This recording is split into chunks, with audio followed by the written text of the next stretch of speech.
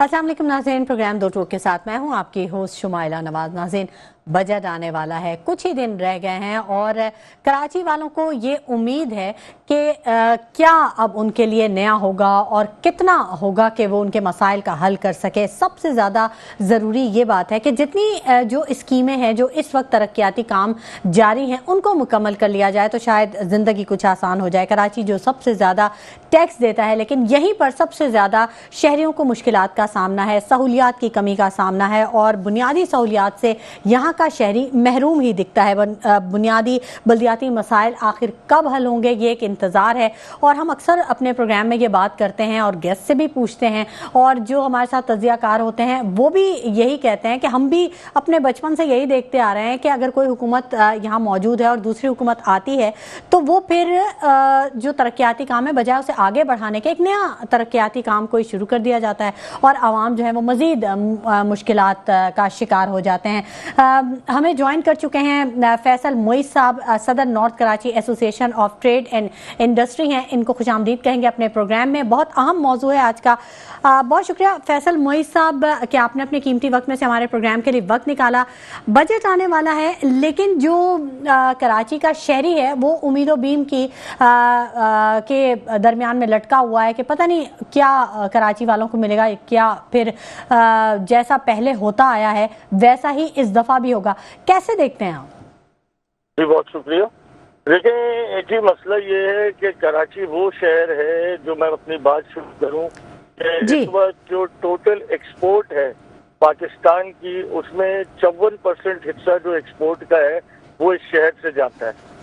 Taxation में आप अगर देखें, टैक्सेस में देखें तो 50% of the taxes of this country is paid by this city.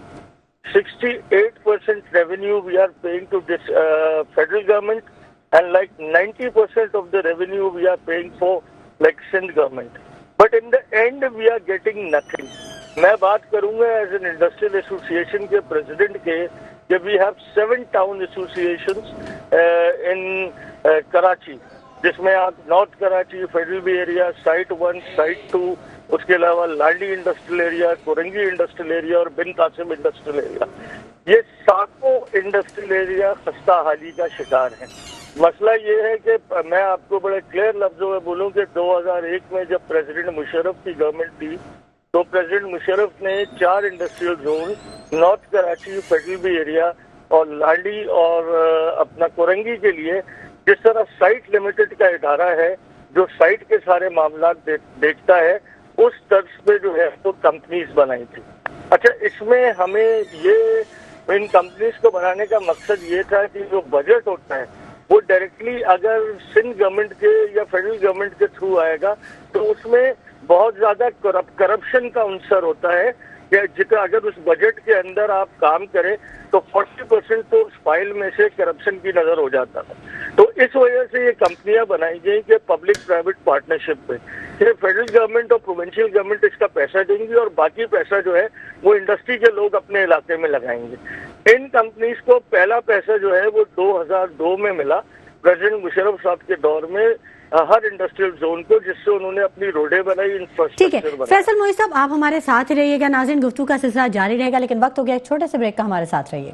Welcome back नाज़रीन। ब्रेक पर जाने से पहले हम बात कर रहे थे कि कराची जो सबको सबसे ज़्यादा टैक्स देता है, उसको वो सहूलियात ही नहीं मैसर हैं। यहाँ के शहरियों को वो बुनियादी सहूलियात से महरूम हैं और हमेशा ही मसाइल का सामना करते हैं, लेकिन कोई पूछने वाला नहीं है। और इसी बारे में हम बात कर रहे थे फैसल मोइस साहब से, सदर north Karachi association of trade and industry हैं। फैसल साहब, क्यों ऐसा है कि जो मुआशी हब कहलाया जाने वाला शहर है वो सबसे ज़्यादा सहूलियात से महरूम है, और यहाँ का ताजिर, छोटा ताजिर तो अब शायद ख़त्म ही हो चुका है, ताजिर जो है यहाँ का वो बहुत ज़्यादा मसाइल का शिकार है, कोई उसे बुनियादी सहूलियात मैसर नहीं है? देखिए, मसला ये है कि मैंने आपसे जब अपनी बात शुरू की तो ये कहा कि ये वो शहर है जो शहर पाकिस्तान को पालता है। मैं बड़े क्लियर लफ्जों में आपके सामने बोल रहा हूँ कि ये वो शहर है जो पाकिस्तान की सारी नीड्स को पूरा करता है इकोनॉमिकली। आप पोर्ट का हिस्सा देखें कि जो कराची पोर्ट है, वहाँ से जो टैक्सेशन होती है जो फेडरल गवर्नमेंट को जाती है, वो सारा हिस्सा कराची पे करता है। और कराची इतना निगलेक्टेड है یہ تو ایوان اقتدار میں بیٹھے ہوئے لوگوں کو یہ سوچنا چاہیے، جو فیڈرل گورنمنٹ میں بیٹھے ہیں، یہ صوبائی گورنمنٹ کا 90% ریونیو جو یہاں سے پے ہو رہا ہے، ان کو یہ سوچنا چاہیے کہ اس شہر کو بہتر سے بہتر بنایا جائے۔ دیکھیں، جس شہر سے آپ کو پورے ملک چلانے کی فیسلٹی مل رہی ہے، اس شہر میں اگر بنیادی سہولتیں، سڑکیں، پانی، گیس، بجلی کی اویلیبلٹی نہیں ہوگی تو یہ شہر ایک دن ڈی اسٹیبلائز ہو جائے گا، یہ شہر ایک کولیپس ہو جائے گا، اکنامیکل کولیپس ہو جائے گا۔ تو یہ ساری چیزیں تو ایوان اقتدار میں بیٹھے ہوئے لوگوں کو بھی پتا ہوں گی نا۔ بالکل اس پر بات کریں گے، لیکن وقت ہو گیا ایک بریک کا، ہمارے ساتھ رہیے گا۔ ویلکم بیک ناظرین، گفتگو کے سلسلے کو آگے بڑھائیں گے۔ بات ہم کر رہے ہیں شہر کی ترقی اور شہر قائد کو جو بجٹ ملنے والا ہے اور کیا یہاں پر صورتحال ہو رہی ہے، اسی حوالے سے مزید بات کر لیتے ہیں۔ ہمیں جوائن کر چکے ہیں ایم کے ایم سے تعلق ہے طاہا احمد صاحب نے۔ بہت شکریہ طاہا احمد صاحب کہ آپ نے اپنے قیمتی وقت میں سے ہمارے پروگرام کے لیے وقت نکالا۔ جاننا چاہیں گے کیا امیدیں وابستہ ہیں آنے والے بجٹ سے؟ جی بسم اللہ الرحمن الرحیم۔ ہیلو جی بسم اللہ الرحمن الرحیم۔ شکریہ جی، آپ نے ہمیں اپنے ہمارا موقف جاننے کے لیے اپنے پروگرام میں مدعو کیا۔ بالکل ہمیں تو کوئی امید خاص ہے نہیں، ہمارے سامنے پچھلے 17 سال کی پرفارمنس موجود ہے پاکستان پیپلز پارٹی کی۔ جس طریقے سے وہ کام کر رہے ہیں، جس طریقے سے انہوں نے ہر دفعہ عوام دشمن بجٹ دیا ہے، تو مجھے یقین ہے کہ اس دفعہ بھی آنے والا جو بجٹ ہے وہ عوام دشمن ہی ہوگا، اور اس میں کوئی ایسی امید ہمیں خاص ہے نہیں کہ وہ عوام کی فلاح و بہبود کے لیے کوئی کام کریں گے۔ ان کے پاس ٹریک ریکارڈ سے تو یہی لگتا ہے کہ انہوں نے کبھی عوام کا سوچا ہی نہیں ہے، نہ عوام کے بارے میں کوئی فکر کی ہے، کیونکہ ظاہر ہے وہ عوام کو عوام نہیں سمجھتے، وہ عوام کو غلام سمجھتے ہیں۔ ہمارا ووٹر تو نہ ہمارا حاری ہے، نہ ہمارا نوکر ہے، نہ ہماری زمین پہ رہتا ہے، نہ ہم اس کے زمیندار ہیں۔ تو ہمارا ووٹر تو ہم سے سوال کرتا ہے، وہاں معاملات مختلف ہیں۔ وہاں تو وہ الیکٹیبلز کی سیاست ہے، جہاں پہ ان کو ووٹر کو اس طرح سے جواب نہیں دینا پڑتا۔ تو ظاہر ہے وہ اپنے ووٹر کا، عوام کا کبھی خیال نہیں کرتے۔ ہماری مجبوریاں مختلف ہیں، ان کے حالات مختلف ہیں، تو ہمیں کوئی ان سے خاطر خواہ امید نہیں ہے۔ لیکن ہاں، ہم نے اپنی تجاویز رکھی ہیں، ہم نے اپنی تجاویز دی ہیں۔ ہم نے کیا تجاویز دی ہیں طاہا احمد صاحب؟ کچھ شیئر کریں گے؟ بالکل جی، ہر تمام ایم پی ایز نے اپنے اپنے حلقے کے مطابق تجاویز دی ہیں۔ ہم نے جو بنیادی بات کی ہے وہ یہ ہے کہ سب سے امپورٹنٹ بات جو ہے وہ یہ ہے کہ اس شہر میں جو بنیادی ضروریات ہیں اس کا ہی فقدان ہے۔ آج آپ دیکھیں، پانی کا مسئلہ اس شہر میں اتنا بڑا مسئلہ بن چکا ہے۔ پانی ایک بنیادی ضرورت ہے جو نہ کہ صرف انسانوں کے لیے بلکہ ہر جاندار کے لیے ضروری ہے، لیکن وہی پانی جو ہے وہ لوگوں کو دستیاب نہیں ہے۔ لیکن اگر آپ پیسے دے کے چاہیں تو جتنا چاہے پانی خرید لیں۔ جو سہولت حکومت کی ذمہ داری ہے ٹیکس کے عوض ہمیں دینے کی، وہ بھی بیچی جا رہی ہے اسی شہر میں۔ اسی شہر میں اللیگل ہائیڈرنٹس بھی چل رہے ہیں، اسی شہر میں ایک واٹر مافیا بھی موجود ہے، ڈمپر اور ٹینکر مافیا کے ساتھ ساتھ، جو دن دہاڑے اس ہمارے ہی پانی کو چوری کر کے ہمیں ہی پیسوں کے بدلے دے رہا ہے۔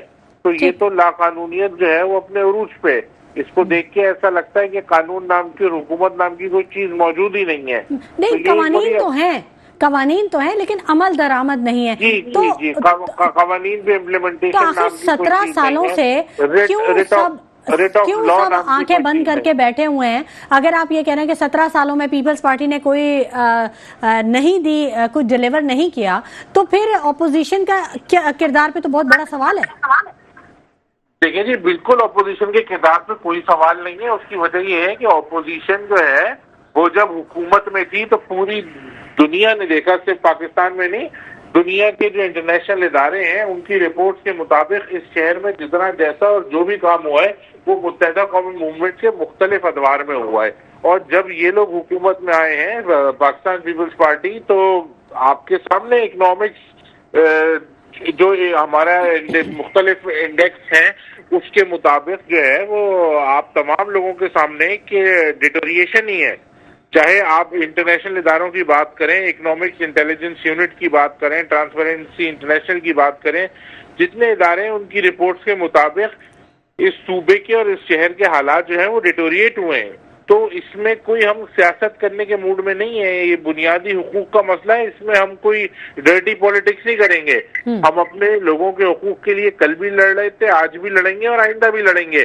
آپ کہتی ہیں اپوزیشن پہ سوالیہ نشان ہے. میٹرک انٹرمیڈیٹ میں بچوں کے نمبر اس اپوزیشن نہیں کھڑے ہو کے بڑھوائے. اس شہر کی آبادی کو اگر کسی نے صحیح گنوایا ہے تو متحدہ قومی موومنٹ پاکستان نے گنوایا ہے. اس شہر کی حلقہ بندیوں کو اگر کسی نے درست کرایا ہے تو وہ متحدہ قومی موومنٹ پاکستان نے کرایا ہے. سندھ بلڈنگ کنٹرول اتھارٹی کا جو ابھی ان لوگوں نے ایک آرڈیننس, ایک نوٹیفیکیشن جاری کیا تھا کہ جس کی وجہ سے ریزیڈینشیل پراپرٹی پہ کمرشل ایکٹیویٹی ہو سکتی ہے, اس کو اگر کسی نے واپس کرایا ہے تو متحدہ قومی موومنٹ پاکستان نے یہ کرایا تو بہت اچھی بات ہے طاہر احمد صاحب کہ آپ اچھا کام کر رہے ہیں, عوام کی فلاح و بہبود کے لیے کام کر رہے ہیں. اس پر بھی تھوڑا سا ضرور فرما دیجیے گا کہ کیا میئر کراچی اور سندھ حکومت کے درمیان کوئی کانفلکٹ ہے؟ کیوں نہیں میئر کراچی جو ہیں وہ اس طرح سے با اختیار نظر آ رہے ہیں؟ کیونکہ اب تو پیپلز پارٹی کا میئر بھی ہے, پیپلز پارٹی کے وزیر اعلیٰ بھی ہیں, پھر بھی معاملات جو ہیں وہ بہت اچھے نہیں ہیں. یہ سوال تو ہمارا پیپلز پارٹی سے بنتا ہے کہ چلیں جی, آپ اپنے میئر کو اختیارات دینے سے کیوں ڈر رہے ہیں؟ جیسے تیسے کر کے آ گیا آپ کا میئر. کیا آپ کو اس بات کا یقین ہے کہ آپ کا میئر دوبارہ نہیں آئے گا؟ جو آپ ڈر رہے ہیں کہ یار اگر اگلا جو میئر آئے گا اس کے پاس بھی اختیارات نہ چلے جائیں, تو ہم تو یہاں تک کہتے ہیں بھائی آپ اپنے میئر کو دیتے ہیں, جب ہمارا میئر آئے تو واپس لے لینا. اسی میئر سے کوئی کام کرا لو, اس شہر میں کچھ لوگوں کی فلاح و بہبود ہو جائے گی. آج وزیر اعلیٰ آپ کے, صدر پاکستان آپ کے, چیئرمین سینیٹ آپ کے, وفاق میں سارے آئینی عہدے پیپلز پارٹی کے پاس ہیں. ٹھیک ہے, بہت شکریہ طاہر احمد صاحب کہ آپ نے ہمیں وقت دیا. ناظرین, ایک بہت اہم نقطہ اٹھا دیا طاہر احمد صاحب نے. انہوں نے یہ کہا کہ شاید سندھ حکومت کو یہ خوف ہے کہ اگر ہم نے اختیارات دے دیے یا میئر کراچی کو با اختیار بنا دیا تو پھر آگے آنے والا کوئی دوسرا میئر جو ہے وہ کہیں مستفید نہ ہو جائے یا وہ زیادہ ڈیلیور نہ کر دے. تو بہرحال سوالات تو اٹھتے ہی ہیں اور کارکردگی پر یقیناً سوال اٹھتے ہیں, کیونکہ پیپلز پارٹی کی 17 سالہ حکومت میں عوام مزید بد سے بدتر صورتحال کا شکار رہی ہے. صورتحال ہر روز ایک نئے چیلنج کا سامنا کرنا پڑتا ہے, اور اسی پر ہم جو گفتگو ہے اس کو آگے بڑھائیں گے. اقبال اڈوانی صاحب نے بھی ہمیں جوائن کر لیا ہے, پاکستان بزنس گروپ سے ان کا تعلق ہے. بہت شکریہ اقبال اڈوانی صاحب. جاننا چاہیں گے کہ کراچی کے مسائل آخر کب حل ہوں گے اور کیسے حل ہوگا, کون کرے گا حل؟ جی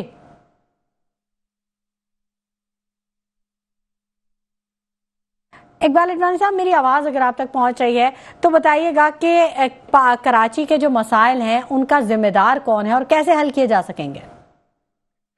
دیکھیں, اب کراچی کے مسائل کا ذمہ دار کسی ایک کو تو ہم نہیں ٹھہرا سکتے ہیں, لیکن یہی بات ہے کہ ابھی ان حالات میں اگر دیکھا جائے تو سندھ گورنمنٹ کے اوپر بات آتی ہے, اور اس بار تو میئر بھی ان کا ہی ہے, گورنمنٹ بھی ان کی ہے. تو آج کی تاریخ میں جو مسائل ہیں تو یہ تو گورنمنٹ کے اوپر ہی آتا ہے, اس میں تو کوئی دو رائے نہیں ہے.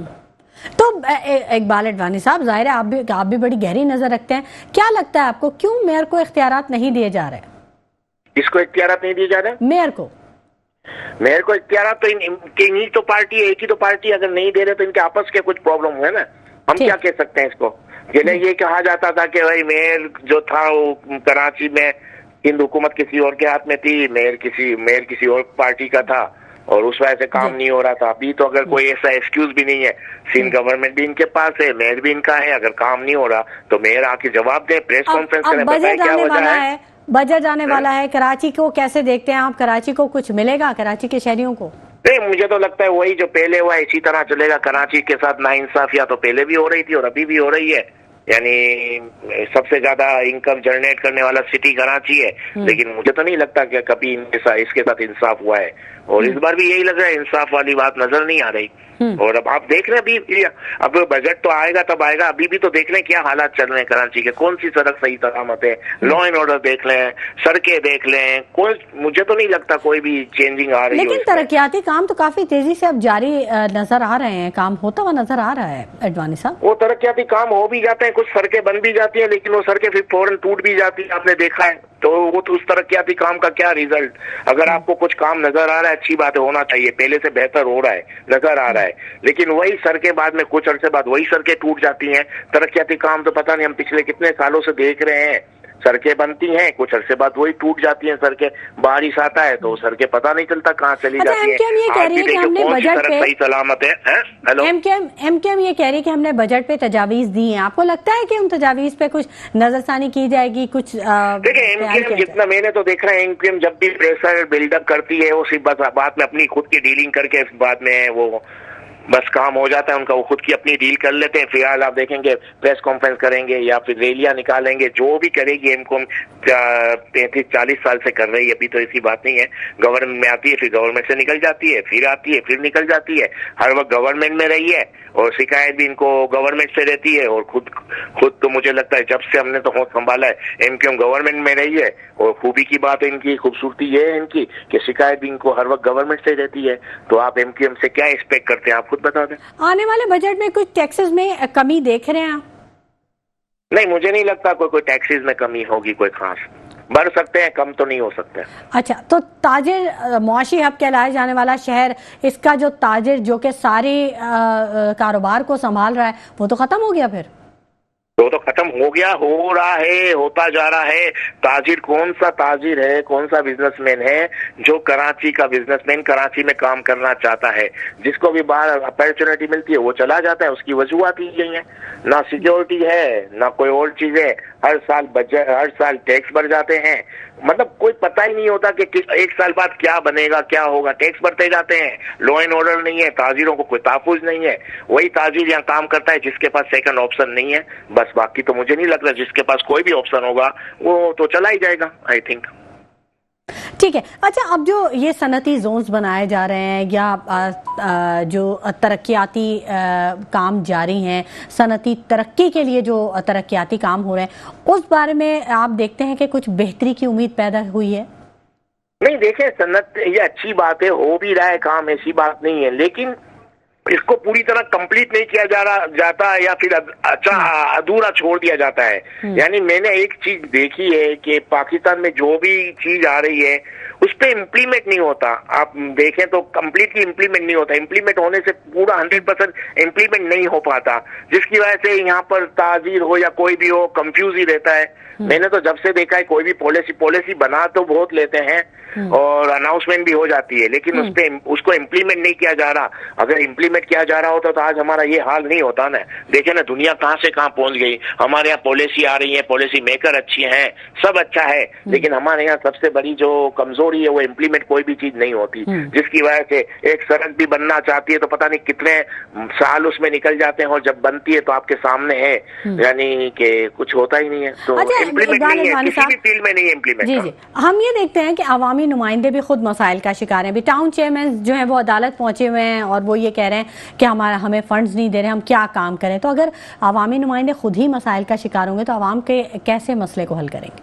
मैं आपसे यही तो कह रहा हूँ, जो थोड़ा बहुत पावर रखते हैं वो खुद ही इतने कंफ्यूज है, वो खुद लड़ाई से फुर्सत नहीं है उनको, वो खुद ही अपने हकूक के लिए लड़ रहे हैं। तो आप सोचिए, जो थोड़ी पावर रखते हैं, जैसे आपने कहा, वही हुकूक के लिए अपने लड़ रहे हैं, उनको ही हुकूक नहीं मिल रहे जो वो चाहते हैं, जो उनकी डिमांड है या जो उनसे कमिटमेंट किया गया था। तो आम आदमी की क्या हालत होगी आप खुद अंदाजा लगा लें, जिसके पास तो कुछ वसाइल भी नहीं है, ना कोई पावर है, ना कोई सीट है।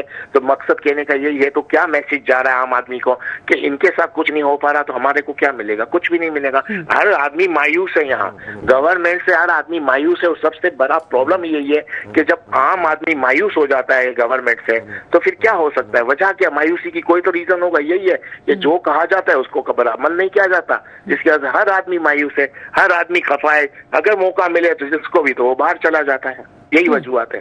अच्छा, सियासी मंजरनामे पे भी आपकी बड़ी अच्छी नज़र रहती है, तो आप समझते हैं कि हुकूमत सिंध को वफाक की जानिब से जो बजट वगैरह देने का, जो फंड्स देने का एक सिलसिला होता है, वो उसको उसका हक मिल रहा है? देखिए, सिंध को तो सब मिल जा रहा है। देखिए, जब से आप देखें सब तो वफाक से तो क्या मतलब मेरी समझ में नहीं आता। जब से सूबाई खुद मुख्तियारी मिल गई है इसके बाद तो सिंध खुद कफीली हर चीज में, लेकिन ग्राउंड पे नजर नहीं आ रहा। आप क्या समझते हैं कि वफाक ने रोका हुआ है? इनका कुछ भी नहीं, इनकी तो खुद मुख्तियारी है। सिंध में तो सब कुछ है, सिंध तो खुद मुख्तियार सूबा है, इनके पास तो बहुत है, लेकिन आम लोगों पे या निचली सतह पे वो फंड नजर नहीं आता। नहीं, फंड नहीं आएगा तो काम कैसे होगा? बाकी सिंध के पास तो बहुत है, सिंध तो खुद मुख्तियार सूबा है। جی اچھا، 18ویں ترمیم کے بعد تعلیم اور صحت کا معیار تو بہت زیادہ اچھا ہونا چاہیے تھا، کیونکہ صوبائی حکومت کی یہی ڈیمانڈ تھی، لیکن ہم نے یہ دیکھا کہ حالات جو ہیں مزید دگردوں ہو گئے۔ میں یہی کہہ رہا ہوں، فنڈ مل رہا ہے لیکن نچلی سطح پہ نہیں آئے گا تو کہاں سے تعلیم پہ، کہاں سے ہیلتھ پہ کام کیا جائے گا؟ سب سے زیادہ جو کام کرنا چاہیے وہ ہیلتھ پہ کرنا چاہیے، ایجوکیشن پہ کرنا چاہیے۔ سندھ کو تقریباً مجھے لگتا ہے 15 سال کے قریب تو ہو گیا صوبہ سندھ یعنی خود مختاری مل گئی ہے ان کو، تو 15 سال کیا کم مسئلہ ہے؟ آپ مجھے بتائیں کسی بھی صوبے میں آپ کو امپرومنٹ نظر آ رہی ہے؟ نہیں آ رہی، تو اس کا مطلب کیا ہوا کہ جو اس سے پہلے جو تھا وہ زیادہ بہتر تھا، تھوڑا بہت تو ہو رہا تھا، اب تو وہ بھی نہیں ہو رہا۔ لیکن سندھ کی تعلیم کا تو ہمیشہ سے ہی ہم نے یہ حال دیکھا ہے اڈوانی صاحب، کسی بھی دور میں۔ نہیں، وہ میں یہ کہہ رہا تو پہلے کم سے کم آپ کی کمپلین تو تھی حکومت سے، وفاق سے، کہ ہم کو نہیں دیا جا رہا، نہیں دیا جا رہا۔ اچھا۔ آج کس سے آپ کمپلین کرو گے؟ میرا مقصد کہنے کا یہ ہے، کام نہیں ہو رہا تھا لیکن آپ چیختے تھے کہ ہمارے ساتھ ناانصافی ہو رہی ہے، سندھ کے ساتھ سندھ کو حقوق نہیں دیے جا رہے ہیں۔ آج تو سندھ یہ کہہ بھی نہیں سکتا کہ ہم کو حقوق نہیں دیا جا رہا ہے، ہمارے ساتھ ناانصافی ہو رہی ہے۔ آج تو سندھ کو سب کچھ مل رہا ہے، اس کے بعد بھی کام نہیں ہو رہا، تو یہ زیادہ ستم شریفی ہے نا۔ سندھ اور خاص طور پہ کراچی وہ واحد شہر ہے جہاں پر ہر چیز خرید کر لی جاتی ہے، تعلیم، صحت، پانی، اور اب تو صاف ہوا بھی میسر نہیں ہے۔ اڈوانی صاحب کوئی مشورہ دینا چاہیں گے سندھ حکومت کو؟